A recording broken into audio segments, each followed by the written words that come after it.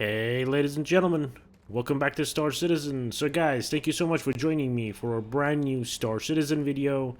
And here we are, once again, on the beautiful planet of Hurston, watching an amazing sunrise. Now, let's get into today's subject. So, today's subject is the Aegis Redeemer. The Aegis Redeemer is finally in game, guys. It is finally ready. It is finally in game. And here it is. Here it is. Now, the Aegis Redeemer is something that a lot of people have been really looking forward to. Now, I was never interested in the Aegis Redeemer. I was never interested in it. I was never really looking forward to it. I just knew it existed.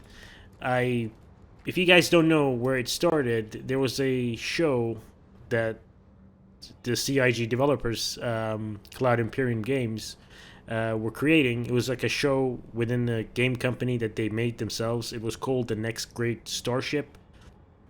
And basically they had a contest running. So this is like 8 years ago, 7-8 years ago, where backers of the game who were technically savvy enough could try and design a ship. Basically the winner, which was voted on, I think, by the backers and by the developers. So Chris Roberts and everybody else got involved. They had panels, and they, each week, I think it was, each episode they eliminated a couple of different ships. And finally, basically, this thing won. The Aegis Redeemer. It was called the Redeemer. This thing won. And it was in the game for a very long time. Then they took it out to do a rework on it. And here it is, finally. It's here. It looks pretty good. And as I said, I was never really interested in it. So some of you guys might be wondering, what is this thing? What does it do? Well, that's a good question. It can do a lot of different things. It has room for troops. It has a lot of turrets. It's a pretty large ship. So this thing could be a lot of things. It could be a gunship. It could be a support ship. It could be a troop transport limited, to drop special forces, to drop a small team into a hostile location. It could be a heavy fighter, but it's really stretching the limit of the definition of a heavy fighter. It's a gunship. It's a support vehicle. It could even be combat rescue to an extent. Like it could go into a hostile location and pick people up, to try and save them. Obviously not as an ambulance type thing, but as, a really heavily armed rescue ship kind of thing. So, in my opinion, they've done some amazing work on this ship. It really shows. It really shows. Like, energy is never destroyed, guys. If somebody spends a lot of time, a lot of love, a lot of dedication on something, it shows. And it shows on this ship that the developers have really spent a lot of time trying to think about the design, trying to keep the original shape of the ship, right? The original shape that the backers created, but at the same time improving on the original shape, making it better, making it more sensible. So before we get inside the ship, they've just added this new gun to Star Citizen. At least I had never heard of a size 5 Gatling gun. The maximum size for the Gatling guns that we had so far was just a size 4, and it was a Revenant Apocalypse Arms Revenant size 4 Gatling gun. But here is the size 5 Gatling gun. So this will be interesting. So it's a triple-barreled size 5 Gatling gun, and I think this is modeled after the Bearing size 7 gun that's on the Inferno. What do you guys think? It looks exactly like that. It looks like a miniature version of the Inferno's gun. So yeah, this is going to be interesting. So you can mount this on your Vanguard. So if you have a Vanguard, you can mount this on the front of the Vanguard, and I think it'll look good. Size 5 Gatling gun. So yeah, getting back to the Redeemer, guys, they've done an amazing job on the exterior model. There's just so much detail here. Just have a look at the wheel. There's so much detail, and as I said, it shows that the developers have really spent a lot of time and effort onto this ship. Escape pod 1 and 2. Have a look at this sign.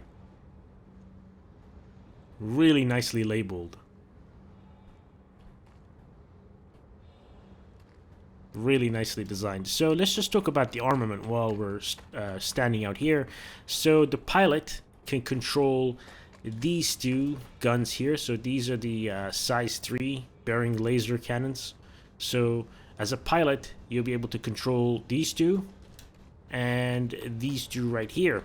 So these are old guns that we know about. This is a size 4 combine ballistic cannon.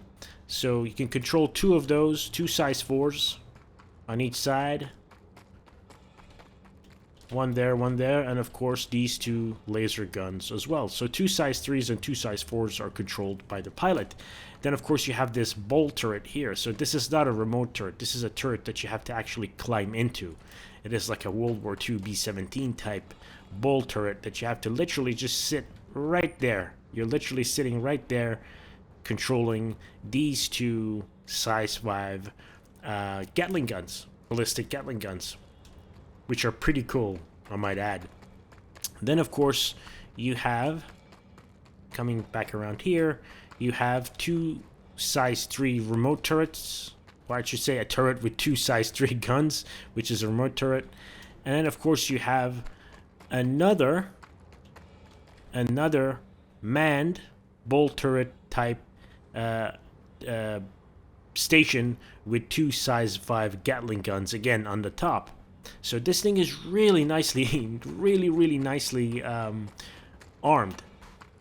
It has some really nice firepower, and that's the whole point of this ship. This was the whole point of this ship. It having lots and lots of guns, it being a gunship, and stuff like that. So without further ado, let's go ahead and get inside the ship. So the only way that I've found to access the ship is through the rear cargo ramp door. Now some of you might see similarities between this and the Vanguard, and yes, this thing is very similar in some ways to the Vanguard. But just to give you guys some dimensions, so the ship is 51 meters long, so from nose to tail 51 meters, and it's quite a big ship. It's quite a big ship. So it's 51 meters from nose to tail. It is 23.5 meters from side to side, and of course it is 14 meters tall. It's quite a tall ship. If I just go to the external model, you guys can see how large this ship is. It's quite tall. 14 meters is quite high, and of course 51 meters in length. Now another special thing about this ship was these engines. So this thing is like an engine. I know, just bear with me for a second. You guys might be like, what? This is an engine? Yeah, this thing is here. This I don't know what to call it. Sandwich maker, hair straightener type device is like an engine where it opens up. It pivots open at the hinges here, and it's supposed to be some sort of specialized engine. And of course you got the two main thrusters here on each side as well. So let's go ahead and get inside it, and of course immediately you can see that this is very similar to the Vanguard series of ships. Now let's go ahead and close the ramp, open the door. There you go. So this is what I mean when I say the developers have really done an excellent job on this ship. So this thing is double decker. This thing is double decker. And just check this out. So this is the living quarters. This seems to be like the living quarters that you find on the Vanguards. So you got your bathroom here, and you have this place. I'm not sure what this is. I have no idea what this does. Maybe, oh, it's a cargo. It's a cargo area. Yes, this thing indicates a cargo area. So that's a magnetic floor for 2 boxes. On the website it says it can carry 2 SCU of cargo. So that's what they mean. Okay. Yes, it's even labeled cargo. Maybe I should pay attention to signs a little bit more. So yeah, this is a cargo area for the Redeemer. Wardrobe.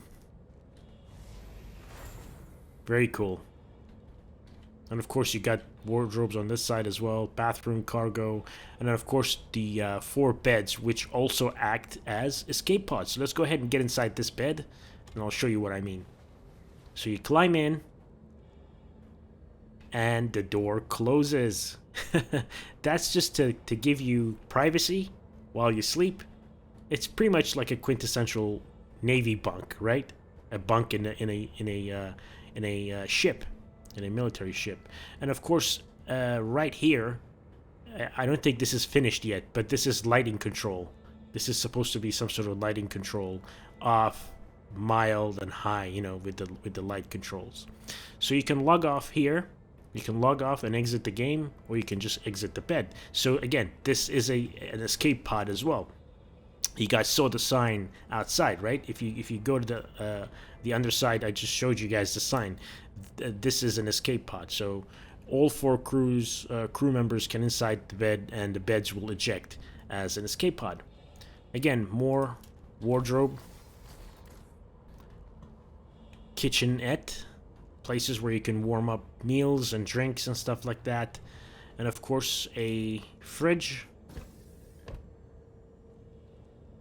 Very cool, very nice. Now, you guys might be wondering, how do you get to the second floor? Well, it's right through here. I really like this design. I'm not sure why, but I really adore this design. It's so innovative. Like, it's so outside the box. It's like a breath of fresh air for the ships in Star Citizen. It's a double decker, and it's created so nicely. Like, it's designed so thoughtfully, so sensibly. As I said, a lot of energy and a lot of talent has gone through redesigning the ship.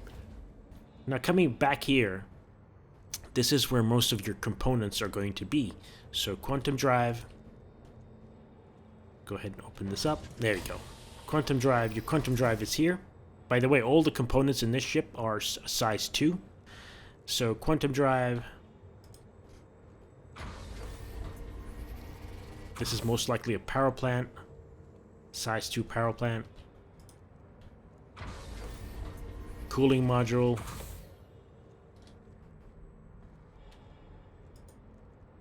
Battery. Can we open up the battery? Battery is a new module. Like, I don't see a place for it in the mobiGlas, you know, in the vehicle manager. So battery is something relatively new. Shield generator. Size 2 shield generators. But this is so innovative. This is so thoughtful, so sensible to put everything here. And I'm assuming they've thought out the size of the doors, because later on you will be able to physically remove these components, and you have to move them down. But here's one of my issues with this thing. How do you move one of those components through here? As far as I can tell, this is the only way out of the ship, right? To go down through there and then out the back. How do you move one of these components out? How do you get one of these giant shield generators out through the ladder there? Unless there's another way here. There's a service door somewhere that I don't see. There has to be, right? Otherwise, how do you remove this giant power plant out through there? There's a turret access here, right? So you can access the top size 5 Gatling gun turret through here, but there has to be a service door here. Like, maybe the floor opens up, right? Because we're just above the ramp. We're just above the back ramp. So maybe one of these floors could drop, and then that way you can use this as a lift to move the components in and out of the ship. What is this thing? What is this? Please ensure door is sealed after use. Scanner radar access. Alright. So the radar is in here. Open, close. It doesn't do anything. It doesn't do anything yet. But this is very innovative in that all the components are just in one location. But the problem is there's no way of getting them out of here. But at least it doesn't have the same problem as the Vanguard. So I made a video especially about this problem with the Vanguard. In the Vanguard, all your components, like all of this stuff, is right behind the pilot. It's literally inside the cockpit. So what happens if one of these things catches on fire? What happens if one of these things explodes or starts to leak?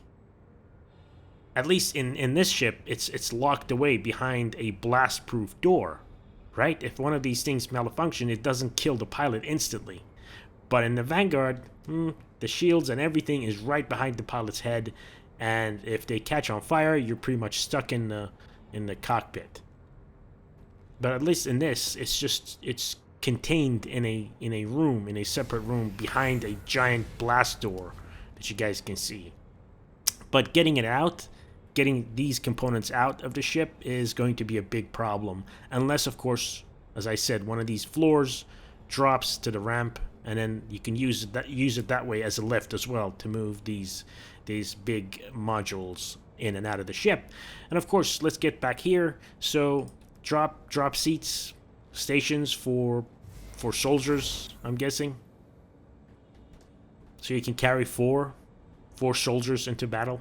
Special forces, most likely. Weapons rack. Here's a weapons rack for a rifle, I'm guessing. Four rifles, 4 soldiers. Obviously, in a spaceship, guys, you have to think of it that way. You could go into 0G. The gravity generators could turn off, and you could go into 0G, and things have to be secured. It's just like a submarine. Just think of it like a submarine. If a plate is left unsecured on a table in a submarine, when the ship goes up or down, that plate's going to fly. And it's the same thing with humans as well. Like if you're in a high G turn in the ship, anything left unsecured will be bouncing up and down this area. That includes human beings as well. So when you're in an airplane, when you're flying in a passenger airplane, that's why they tell you, fasten your seatbelts. Because if you go through rough turbulence, things are going to go crazy. Things are going to start flying. What's this box here? Supplies. Authorized personnel.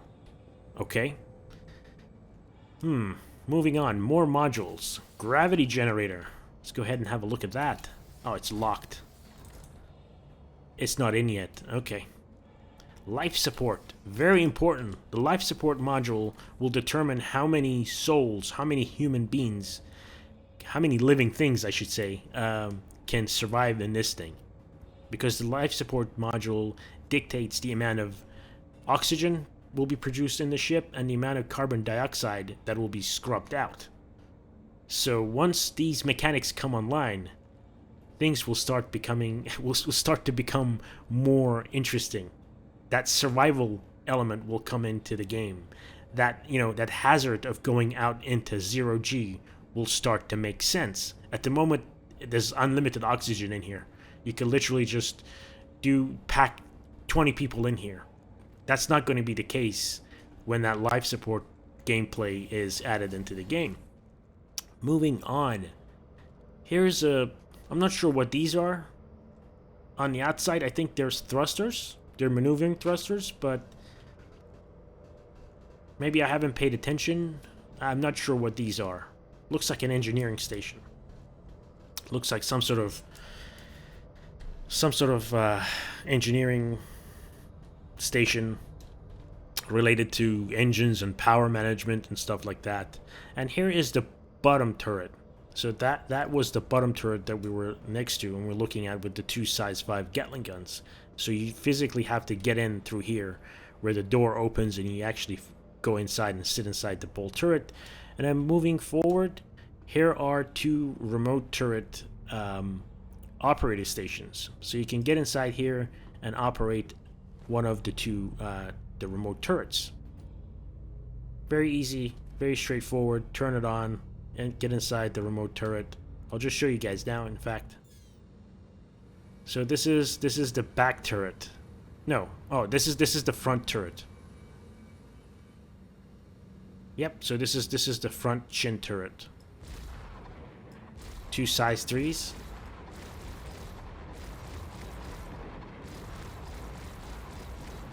A lot of firepower.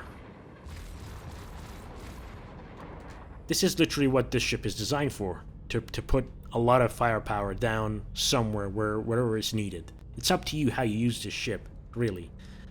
It's a ship with a lot of guns, with some transport ability of special forces, and a whole heck of a lot of firepower. So yeah, another remote turret station. Fire extinguisher. Ah, very important. Very, very important. Right behind the pilot. You know, this is as I said, this is what the Vanguard lacks. All of the components are right behind the pilot. Anything goes wrong with those components, and they will go wrong, and that's part of the gameplay. The pilot is toast in the Vanguard. What is this thing? Aha. What is that? Bearing. Seems like a computer. Seems like a bunch of computers. That makes sense. Like, a computer makes sense to be here, but not a component, honestly. So, before we get into the pilot seat and take it out for a spin, I think, guys, the Vanguard series of ships deserve a rework like this. Like, if any of the CIG developers are watching this, I highly doubt that they would be. But if you guys are watching this, give a similar, not the exact same thing, obviously. You guys are better at this than I am.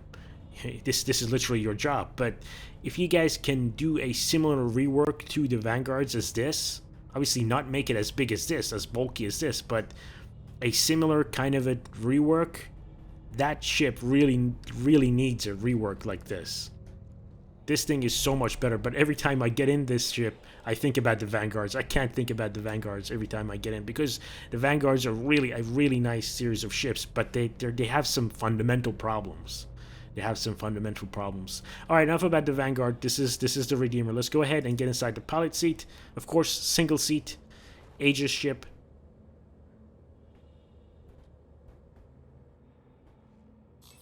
Here it is.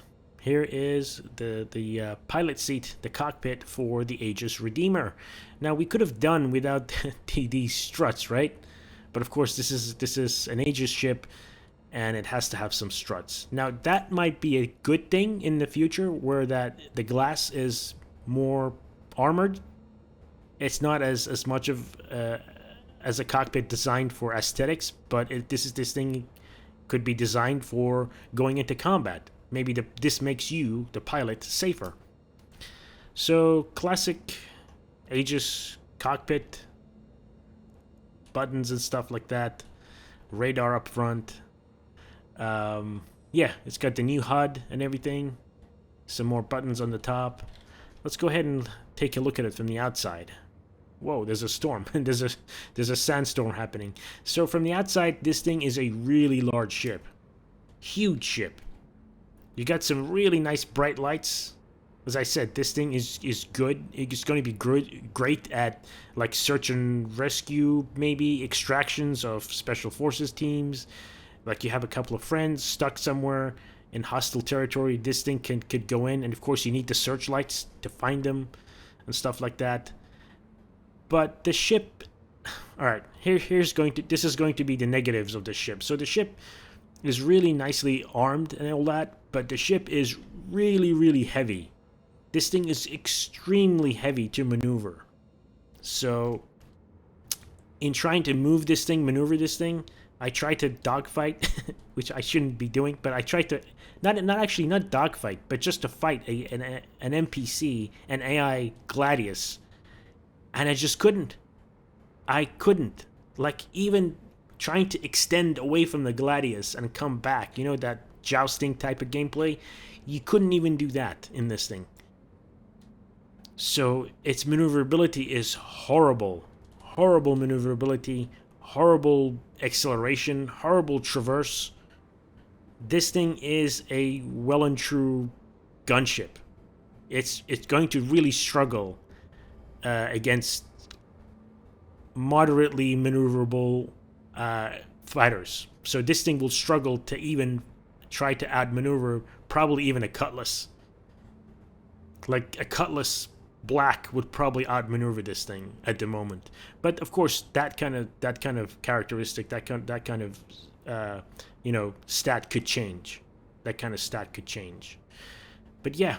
But without further ado, let's go ahead and get inside one of the turrets. I want to show you guys one of the turrets, the size 5 turrets. So, really bad maneuverability, really heavy, really sluggish, but great firepower. You know what that means? You know what the ship is telling you guys? If you buy this ship, don't one-man the ship. I know a lot of people in Star Citizen, they like to one-man ships because they want to play alone. This is not a ship designed to be one-manned. This ship is not designed to be flown by one guy. This ship is designed for at least, 3 people. One on the bottom turret, one on the top turret, and a pilot. That's the bare minimum, guys. If you one-man this ship, you're really not getting the whole, the whole usefulness of the ship. You're not utilizing the whole ship. You need at least a minimum of 2 people. A minimum of 2 people and a pilot to really get the most out of this ship. So let's go ahead and get inside the turret, the lower turret. Of course, animation kicks in. Chair comes up. You get inside. You fasten yourself to the seat. You go down the bottom. And here is the turret. Now the visibility is pretty bad. Like you have almost 0 visibility. You have probably 15 degrees to each side. Let's go ahead and fire. Sounds good.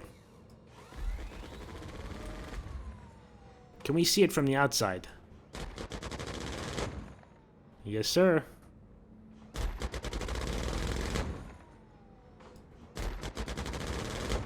Very hard to control from the outside.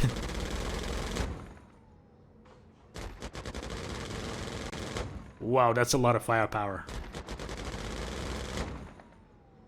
Sounds good. Sounds really nice. I think these size 5... I'm really excited for these size 5 Gatling guns. They're going to be great. Seems like it.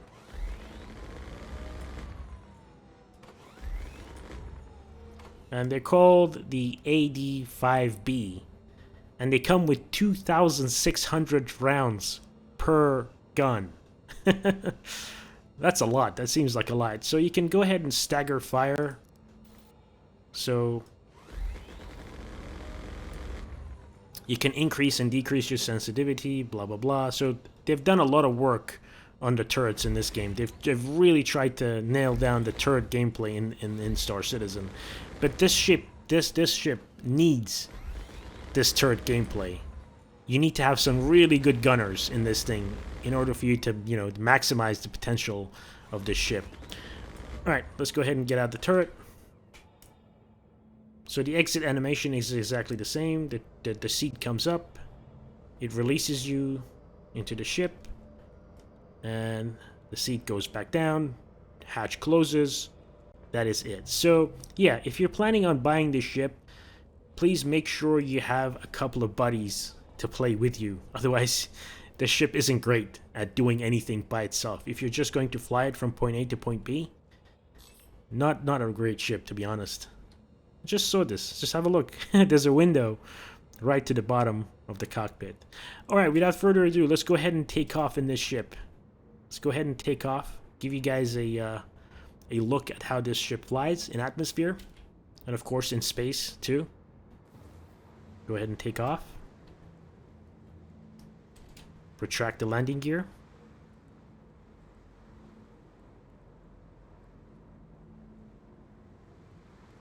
It's a good looking ship.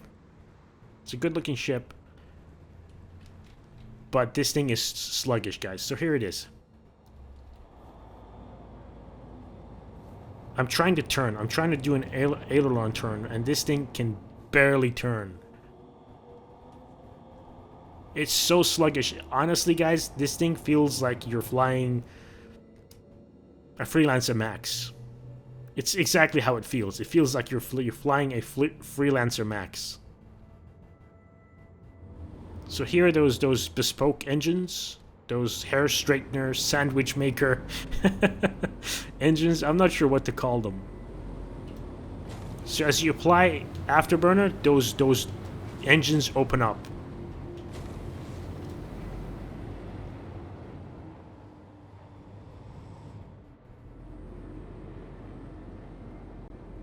So I can see this thing being used like an Osprey. I'm not sure if you guys are familiar with the Osprey, but this thing is like that. Like a couple of these could really work really nicely, you know, with dropping in soldiers and then supporting them. So you can drop 4 soldiers, 4 special forces, and then just hover and support them from the air. This is one thing that this ship can absolutely do with the amount of firepower that this ship has. Oh yeah, you could support a team of 4 down on the ground. Now imagine having 2 of these or 3 of these, right? Now you have 12 soldiers on the ground and 3 of these things firing from up top. Now this ship could also be used for bounty hunting. This could be a great bounty hunting ship. Now hear me out. This doesn't have any stasis pods or anything like that. But imagine having one of these and then having a Cutlass Blue, right? Or having one of these and 2 Avenger Stalkers. So this thing goes in, drops the 4 ground forces, right? This thing circles above, supports, and the Avenger Stalkers or the 1 Cutlass Blue could be used to transport the bounty targets. So this thing could be a really nice bounty hunting ship. So let's go ahead and fire the guns. So these are the 2 size 4 ballistic guns, and of course the size 3 energy weapons. The size 4s, the combined size 4 ballistic cannon, does make a huge splash. It looks like it's firing high explosive rounds.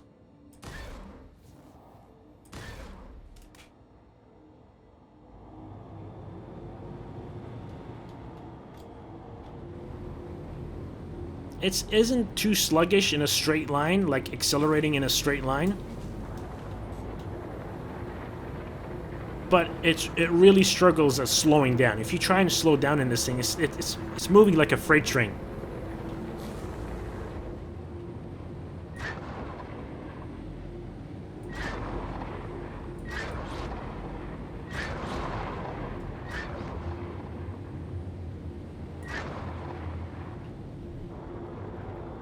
Let's try and do a turn. Let's try. Emphasis on the word. Okay. I am literally trying to turn. Have a look. My God. Guys, I'm trying to do a full left aileron turn. A roll. Now I'm trying to do a right aileron roll. Wow. I know this is not a fighter. This is not a yanking and banking fighter, but still. This is terrible. Its maneuverability is absolutely horrible, especially in atmosphere. I mean, this thing has to go down to atmosphere, right? This is one of its purposes. It's got some good firepower. It's got some nice turrets. It's got some really sensibly designed interior. And of course, you have to remember this. This ship will allow you to go out into space and to stay there. This thing literally will allow you to stay out in space for weeks. For weeks. So that's also another plus for this ship. But in terms of maneuverability, it's really bad. It's really bad. But of course, it's a large ship. It's a very heavy ship. So it is bound to be unmaneuverable a little bit. So let's go ahead and get inside space. Let's exit the atmosphere. Let's see how she turns, how she moves inside of 0 G.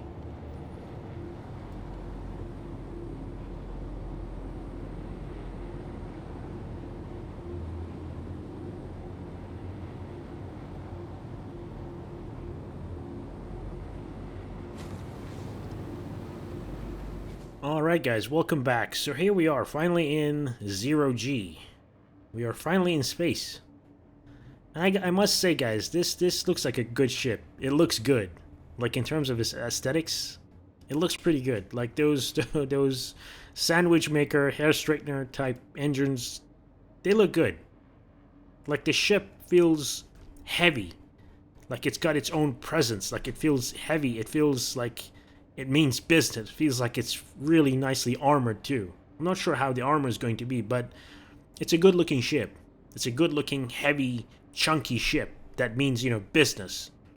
But being chunky also comes with its downsides. So this thing is maximum speed in space is 960 meters per second. So fairly slow.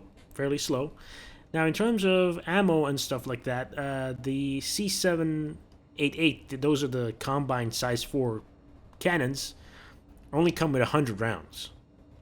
The laser weapons, obviously they don't have ammo, but you can fire off 201 shots. Those are the size 3 laser guns. So this is the stuff that the pilot can control.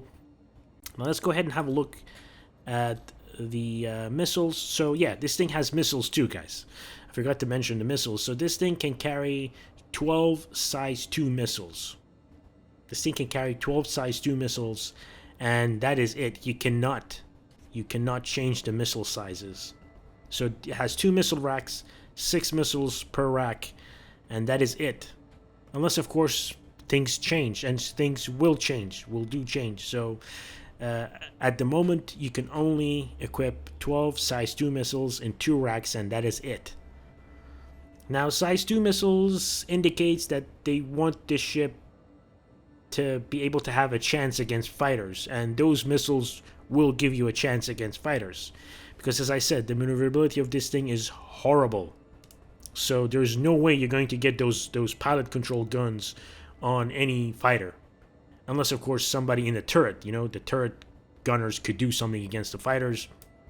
But the size 2 missiles means that this ship is trying to, you know, the developers are trying to compensate for this thing's lack of maneuverability against a fighter with missiles. 12 size 2 missiles is nothing to laugh about. It will give you a chance against fighters. But yeah, so in closing, guys, this ship looks good. It is really nicely, innovatively designed. It's really thoughtfully designed. I really like the interior of the ship. The size 5 Gatling guns are very unique, and this is the first ship where you'll be able to use those size 5 Gatling guns. Now, the ship, who is this ship for? Is it for somebody playing by themselves? Absolutely not, guys. This is not, if you're intending on using the ship solo, don't. If you're intending to use the ship with friends, yes.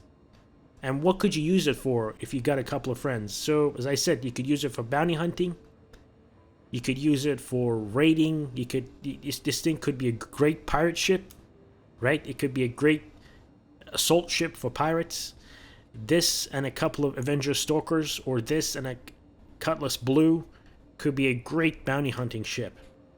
This thing could also work as a rescue ship. And what do I mean by rescue ship is that to go and pick up like 4 special forces, 4, you know, friendly combatants from a hot zone. It could be used to drop 4 infantrymen into a hot zone. So yeah, this is what this thing could be used for. So ladies and gentlemen, thank you so much for watching. Without further ado, let's go ahead and close out this video. The Aegis Redeemer. I hope you guys have enjoyed this. Thank you so much for watching, and I'll see you guys next time. Until then, please take care, and bye-bye.